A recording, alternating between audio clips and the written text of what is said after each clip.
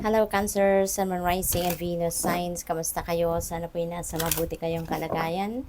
Welcome back po sa Star Tarot. Kung bago kayo rito, welcome din kayo. Thank you for your support. I truly appreciate it. God bless you all. Cancer, pauna mensahe ninyo ay angel number 1414. Ayan, so may mga mood swings, no? Siguro ang ganap, no? Ng iba sa inyo rito, Cancer. There is also respect that you are going to show ngayon, or maybe you are going to receive, no? Finally, respect from other people. Maaring ganun din. You deserve it. So, family also, maybe, yun yung magiging isa sa mga focus ninyo sa ngayon, ano? Sabi din dito, focus on your needs, okay? Kung anong mga pangangailangan ninyo. Yun naman din ang pag-focusan din ninyo. Kasi siguro, in the past, no, mas focus kayo sa pangangailangan ng iba, lagi kayong tumutulong, no? Pero ngayon, asikasuhin din ninyo yung sarili ninyong mga pangangailangan, sarili ninyong mga kagustuhan, desires, mga hobbies, mga ganon. Everything is more accessible with a light attitude. You will be blessed with new opportunities, a new friend, or an addition to your family. Yan, baka merong bagong baby, no, na parating, or baka merong mag-aasawa, no, sa inyo, sa pamilya ninyo, or baka kayo, no. So, yun ang magiging addition sa inyong family. Good vibes will speed up the process. Ayan, so, maganda. What else? We have angel number 1515, the big break. Wow, napakagandang oportunidad ito na paparating sa inyo. May mga innovation, so may mga creative ideas na lalabas sa inyo rito. You will be more focused ngayon kasi siguro dati distracted kayo, no? Fragmented ang isip ninyo. Pero ngayon, you'll be back to focus, creation. So siguro mayroon kayong sisimulang bagong ganap, no? You're going to start fresh in some areas of life. May progress, forward movement. So maganda to, no? Kasi you're heading towards your goals. You're heading towards pag-asenso, pag-thrive, pag-alagwa sa buhay. So that's good. Sabi din dito, an opportunity, help, extra cash, or other support is coming your way. Wow. So, maraming iba't ibang klaseng blessings, no, ang paparating. So, keep going, okay? Keep going and have fun when performing your task. The most tremendous success comes from passion. That's very, very true. Kasi kung ano man yung ginagawa ninyo, if you are loving what you do, 'di ba? Mas mabilis, no, yung tagumpay, or kasi ginagawa ninyo na masaya kayo, 'di ba? Gusto ninyo 'yon, ini-enjoy ninyo, that's where your passion is. Kaya mabilis ang asenso, mabilis yung pagtatagumpay. All efforts will be rewarded big time. Wow, napakaganda. So, pwedeng ano to, financial reward din, ano, yung reward na 'yan. We have angel number 1919. There is karma at play sa ngayon. There is also a warning sa inyo ang universe, no? Judgment, influence, power, cycle changes, rebirth. Ayan, so may transformation dito. This could be a major transformation, no, na maaaring maganap.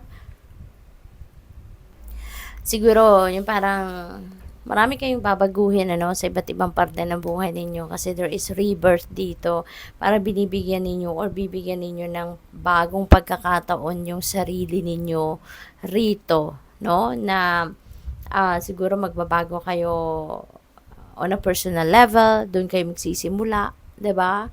And you are going to change other parts of your life, no? So pwedeng ganon, yung parang bibihisan ninyo ng bago ang buhay ninyo. Karma will be paying you a visit, okay? Release the need to control because you cannot force things. Ayan, so importante talaga, 'di ba, na mag-surrender na lang tayo. Learn your lessons so that they don't repeat in the future. That's true. Parang karmic debt ito na kung ano yung mga kunyari sitwasyon na hindi natin ina-address, hindi natin nakukuha kung ano yung lesson na dapat nating matutunan from that, you know, balik ng balik yan. Kaya kailangan nating alamin, ano, learn the lessons, no? Learn the lessons para matapos ng lahat.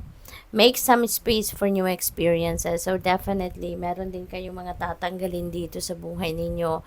You know, with the rebirth na magaganap, meron kayong babaguhin. So ibig sabihin, meron kayong aalisin, meron kayong idadagdag, or meron kayong i-welcome na bago. So what else? We have a King of Wands. Ayan. So, ang iba sa inyo dito, baka promotion ito, no? Napaparating sa inyo. Maybe you will be promoted to a leadership role. Pwede rin na meron kayong project dito na sisimulan, no? At maaring maraming tao yung hinihikayat ninyong sumali, or maybe the people, since ang mga tao talagang sumusunod sa iyo, no?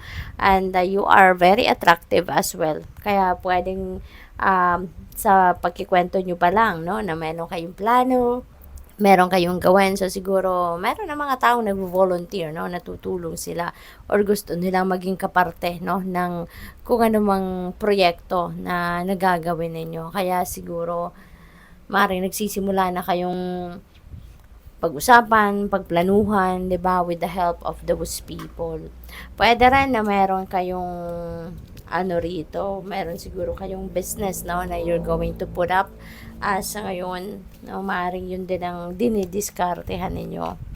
What else? We have King of Pentacles. Wow, another king. So, siguro, Cancer, no? Napapaligiran kayo ng mga influential people. Siguro, napapaligiran kayo ng mga boss, diba?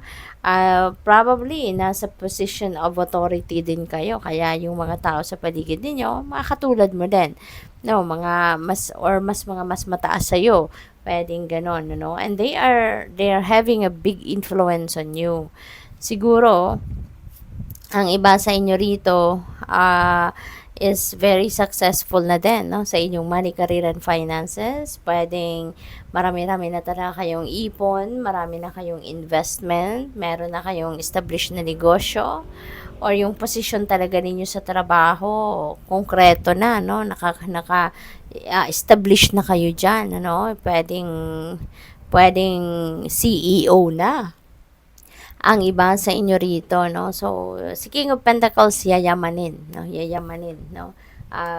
He's very wealthy. Kaya pwedeng ganun ang ganap ninyo, or maybe ganun yung gusto ninyong mangyari. Yun ang pinagsisikapan ninyong marating, no? Yung trono din ni King of Pentacles. Pwedeng, since this is about wealth, this is about prosperity and abundance, pwedeng merong dadating na pera sa inyo. Pwedeng this is big amount of money. Pwede rin na ang ganap dito, Cancer, is pwedeng meron kayong lucrative offer, no? Rito, pwedeng pagkakapirahan yan, no? For some of you, kaya good luck. We have the Empress. Pwedeng pagkakapirahan talaga, no? Na opportunity ang dadating dito. Kasi si Empress, creation energy ito. And this is abundant and prosperous energy din. So, most likely, magsisimula kayo ng bagong chapter dito sa buhay ninyo, na siguro maghahatid sa inyo ng prosperity and abundance, financial comfort, freedom, yung ganon. So, pwede, no, na yung mga dadating dito could be lucrative job offer, or pwedeng investment, or pwedeng bagong career path or business venture na talagang hindi ninyo to papakawalan. You're really going to take advantage of that opportunity, at yun ang siguro magsisimula ng isang masaganang buhay, no, para sa inyo. Pwede rin ang iba sa inyo dito buntes, no? Kasi, ayan, malaking tiyan. Nahawakan niya. So, maybe ang iba sa inyo buntes. Kung hindi man, baka yung person ninyo, no? Or anyone, no? Close to your heart, no? Yung buntes. We have Page of Cups, ayan. So, siguro meron ditong invitation para sa inyo for siguro parang tawag dito, social gatherings, baka may mga pag-games, you know, or baka may pa-contest, yung gano'n, ano, baka may event, no, sa opisina ninyo, sa trabaho, mayroong mga team building, mga gano'n, at maaaring mayroong mga pag-games, no, kaya mag-i-enjoy kayo rito. Pwede rin na social gatherings, yung invitation na to for you. At baka kayo ay talagang a-attend, pupunta kayo and you're going to have fun. We have two of cups, partnership, no? Merong mabubuo ritong partnership, merong sigurong, yan kasi dito merong a new friend daw, 'di ba? So, or an addition to your family. So, pwedeng meron dito mag-aasawa sa inyo. So, yung magiging asawa ninyo, yun yung bagong member ng family, or kung hindi man kayo mag-aasawa, baka kapamilya ninyo, no? Yung ganon. Or pwede, bagong kaibigan ang dadating sa inyo rito. So, pwedeng ganon din ang ganap. Maybe dito na din ninyo makikilala, no? If you're still single, baka makilala nyo na yung twin flame ninyo. Diba? So, this could be your eternal love na makikilala nyo na sa ngayon, or soulmate. Chariot, magta-travel kayo. Baka yung social gatherings na to, you may need to travel pa, no? Baka sa kabilang bayan yan, diba? Or pwedeng malayo-layo pa. At pupuntahan ninyo to, no? Maybe you're going to attend, no? You're going to attend to that, social gathering. Pwedeng travel ito, siguro pasyal. Pwede rin na long drive ito no? So, baka merong getaway kayo, no? Family getaway or siguro bakasyon, no? Kasama ang mga kaibigan. What else? We have Knight of Cups. Ayan. So, pwede talaga na meron ditong love interest na makikilala kayo, or pwedeng magkakaroon kayo rito ng